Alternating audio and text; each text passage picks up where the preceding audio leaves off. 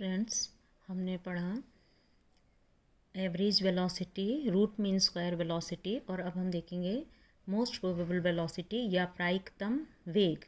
प्रायिकतम वेग आपको Maxwell's distribution law में, वेलोसिटी डिस्ट्रीब्यूशन लॉ में बताया था हमने कि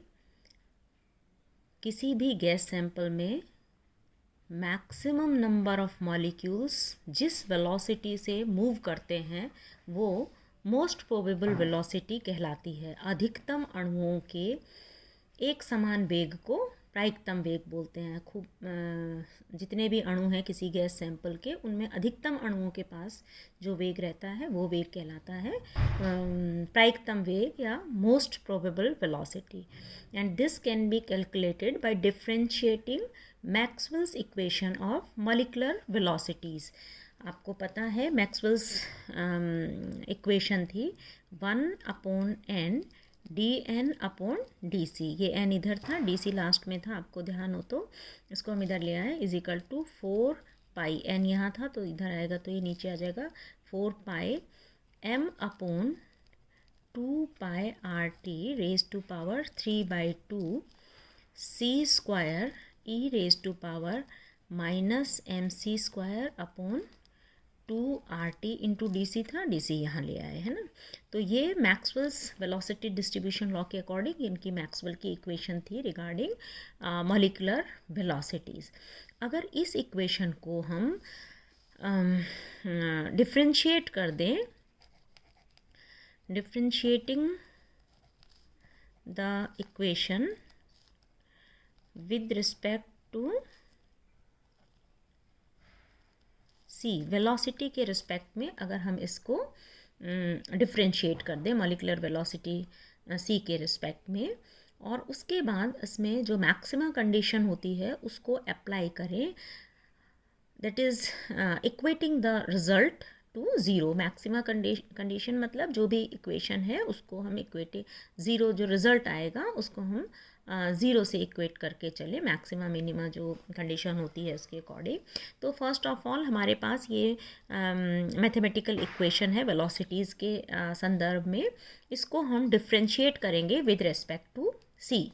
राइट। तो इसका डिफ्रेंशिएशन, ये सपोज एक x टर्म है, तो x का जब डिफ्रेंशिएशन करते हैं तो आता है dx 1/n, ये d हो गया, और x की वैल्यू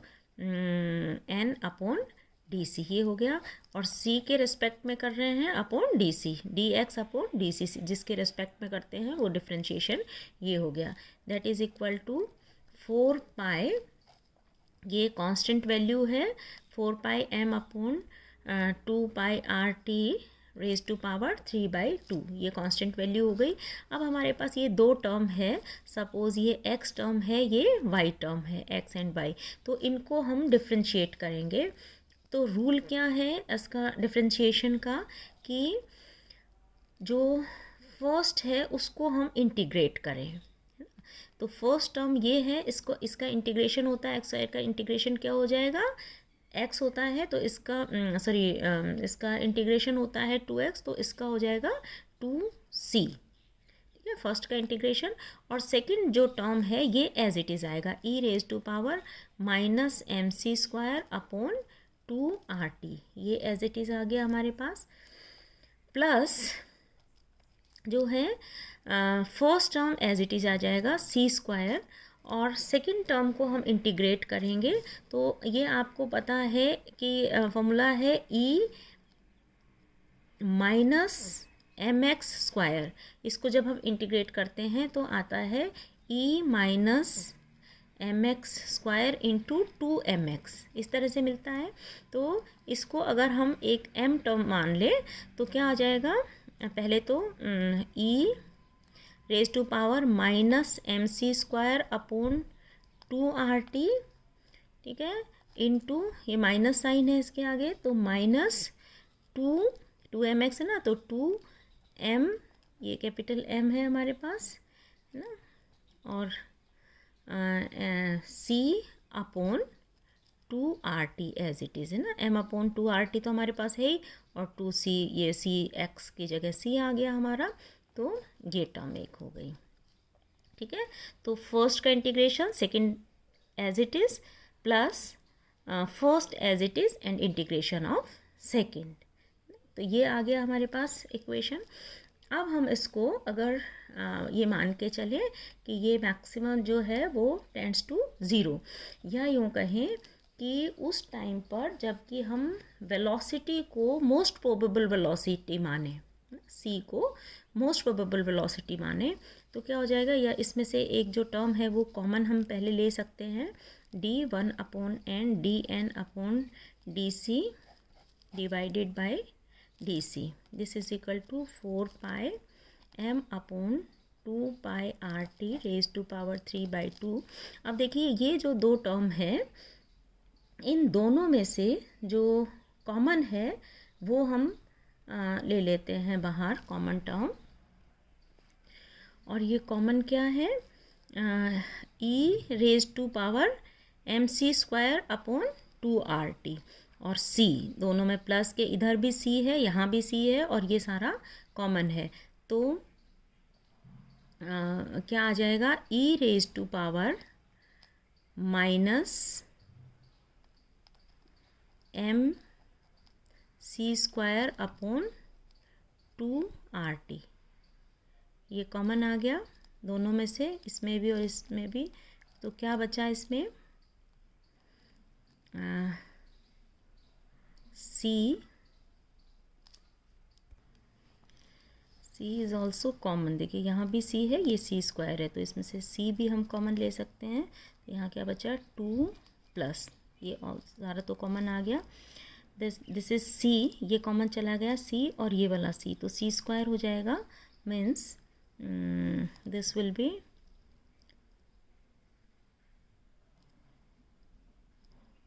2, और ये प्लस माइनस माइनस हो जाएगा ना, 2 - 2mc²/2RT, 2 से 2 ये कैंसिल हो जाएगा। अब यहाँ पर अगर हम ये लेके चलें मोस्ट प्रोबेबल वेलोसिटी के केस में, है ना, एट CMP जहाँ पर मोस्ट प्रोबेबल वेलोसिटी है, तो दिस टेंड्स टू ज़ीरो, क्योंकि वहाँ पर वो फ्रैक्शन तो बहुत ज़्यादा होगा, मैक्सिमम फ्रैक्शन है ना, तो ये तो बहुत छोटा पार्ट है, this tends to zero, and applying the condition of maxima this will be zero, है ना, इज इक्वल टू, ये आ गया 4πm/2πRT raise to power 3/2 e raise to power -mc²/2RT into C को मैं यहाँ ले लूँ, है ना, अपॉन 2 - mc²/RT, ये इक्वेशन आ गई हमारे पास। नेक्स्ट अगेन जो है दिस इज़ इक्वल टू, ये जो है इसमें ये वाली value, this is constant value 3/2, this is constant value, so it can't be zero, ये तो शून्य हो ही नहीं सकते, कांस्टेंट वैल्यू है, तो हमारे पास क्या बच जाएगा, this is C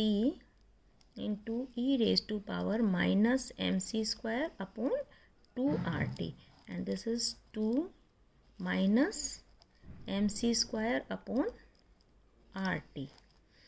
this will be equal to zero, क्योंकि ये तो शून्य हो नहीं सकता, तो ये तो कांस्टेंट वैल्यू है, इसको हमने छोड़ दिया, तो ये आ गया, ठीक है। Again this is the product of two functions, ये दो फंक्शन का प्रोडक्ट हो गया ना, इसमें जो कांस्टेंट वैल्यू है दिस कांट बी ज़ीरो, जो भी हमने कांस्टेंट लिया है ये ज़ीरो हो नहीं सकता, क्योंकि ये सारा प्रोडक्ट, ये सारा भी जो प्रोडक्ट है ये इसका फंक्शन है, और इसमें ये कॉमन है, तो कॉमन ज़ीरो हो नहीं सकता है, क्योंकि ये तो हम मोस्ट प्रोबेबल वेलोसिटी के उसमें देख रहे हैं रिस्पेक्ट में, तो zero will be equal to 2 - mc²/RT। अगर हम वेलोसिटी को मोस्ट प्रोबेबल वेलोसिटी मान रहे हैं, तो ये आ जाएगा most probable velocity to the power 2 is equal to, ये ज़ीरो आ गया, मीन्स अगर हम इसको इधर लेके आएँ तो 2 इज इक्वल टू आ जाएगा mc²/RT, है ना, और मोस्ट प्रोबेबल वेलोसिटी है। अब most probable velocity CMP² will be equal to 2RT upon ये m इधर आ गया, RT इधर चला गया अपॉन m, राइट। और मोस्ट प्रोबेबल वेलोसिटी की क्या हो जाएगी, CMP is equal to under root 2RT upon m। और हम जानते हैं RT is equal to PV, तो PV upon m and mass upon volume is equal to density, so 2 pressure upon density. ये हो गई मोस्ट प्रोबेबल वेलोसिटी की value. तो ये बहुत इजी है, इसमें हमने ये फंक्शन लिया है और इसको कैलकुलेट करके ये हमारे पास मोस्ट प्रोबेबल वेलोसिटी की वैल्यू आ गई। तो इस तरह से हम मैक्सवेल्स वेलोसिटी डिस्ट्रीब्यूशन लॉ से तीनों तरह की velocity, average velocity, root mean square velocity और मोस्ट प्रोबेबल वेलोसिटी को कैलकुलेट कर सकते हैं। इनमें आपस में क्या रिलेशन होगा ये भी आपको बताएंगे। मतलब अगर हमें एक वेलोसिटी दी हुई है रूट मीन स्क्वायर वेलोसिटी, तो एवरेज वेलोसिटी या उससे मोस्ट प्रोबेबल वेलोसिटी कैसे कैलकुलेट कर सकते हैं नेक्स्ट टर्म पे। Thank you.